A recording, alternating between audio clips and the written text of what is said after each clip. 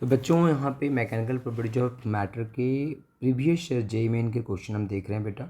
सबसे पहले है ये cube of metal is subjected to hydrostatic pressure of 4 giga pascal. The percentage change in the length of the side of the cube is close to take bulk modulus of metal B is equal to 8 into 10 pascal.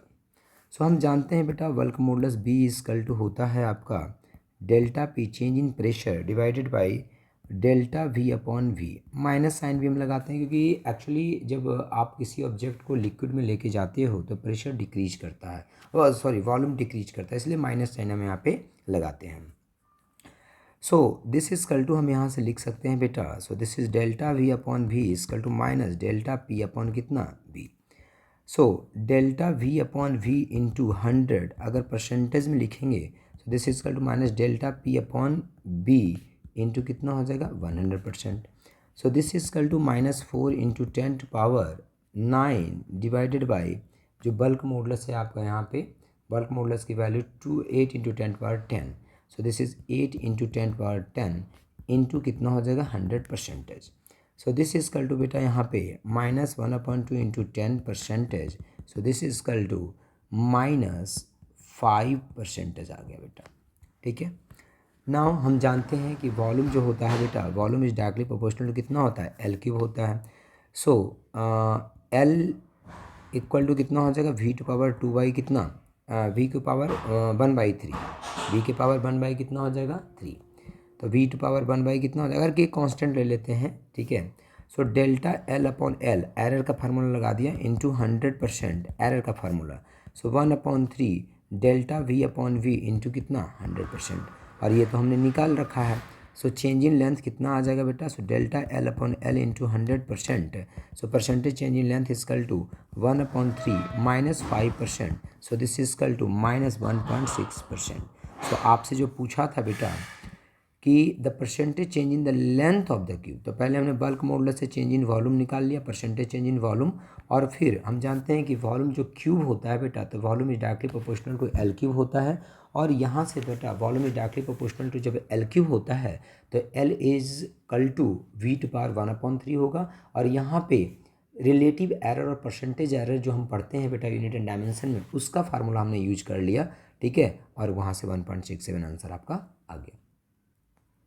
सो बेटा next question है, 2 steel wires having same length are suspended from a ceiling under the same load if the ratio of their energy stored per unit volume is 1:4, the ratio of their diameter is. So what is energy, तो energy is equal to 1/2 into a stress into a strain और into क्या होता है बेटा volume. So U is equal to जो this is the energy, और energy density जो होता है बेटा small u is equal to total energy divided by क्या होता है volume. So this is equal to 1/2 into stress into कितना हो जाएगा स्ट्रेन, क्योंकि वॉल्यूम ऊपर था तो वॉल्यूम कट गया नीचे से। So this is equal to बेटा, so energy density small U की एनर्जी डेंसिटी बोलते हैं। So 1/2 into stress is equal to force upon area. ठीक है, स्ट्रेस इज कल टू कितना हो गया, this is force upon area. So F upon A stress is equal to force upon area into strain. तो बेटा अगर value put करोगे और स्ट्रेन को अगर हम पुट करें value in terms of stress and Young's modulus, तो एफ अपॉन ए की इंटू वाई आ जाता है। तो एफ अपॉन ए का होल स्क्वायर इंटू 1 अपॉन क्या आ जाएगा वाई आ जाएगा।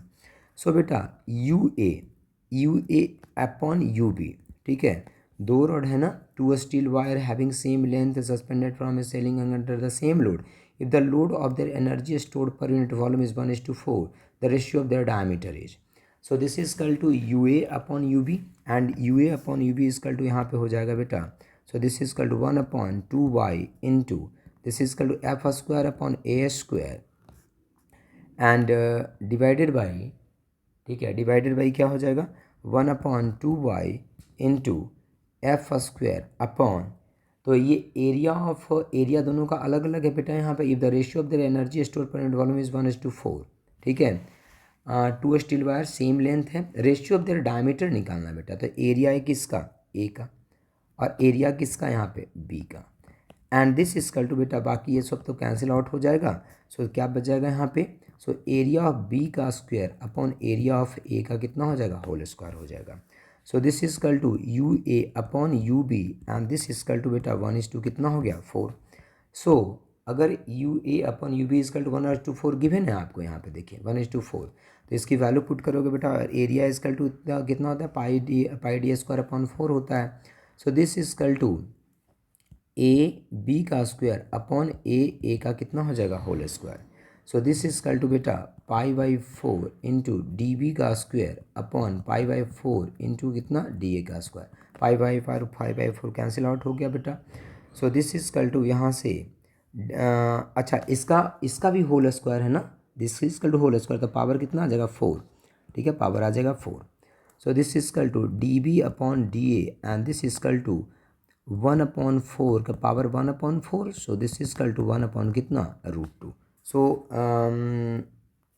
1/√2। So this is equal to D A upon D B कितना हो जाएगा बेटा। So this is D A upon D B की अगर हम बात करें तो D A upon D B is equal to हो जाएगा √2 कितना हो जाएगा बेटा 1 हो जाएगा। This is the answer. Next question, A steel wire having a radius of 2 millimeter carrying a load of 4 kg is hanging from a ceiling. Given that G is equal to 3.1 pi meter per second square, what will be the tensile stress that would be developed in the wire? So beta, what is tensile stress? Tensile stress equal to आपका हो गया force upon कितना area. So this equal to force कितना हो जाएगा बेटा mg upon area कितना, this is pi R square. So this equal to 4 into 3.1 pi in 3.1 pi divided by pi into 2 into 10⁻³ कितना 3 का whole square. So this is equal to बेटा यहाँ पे आंसर जो आ जाएगा आपका 2 स्क्वायर करोगे तो 4 हो जाएगा, कैंसिल आउट हो जाएगा, तो 3.1 into 10⁻⁶ newton per metre square. This is the answer.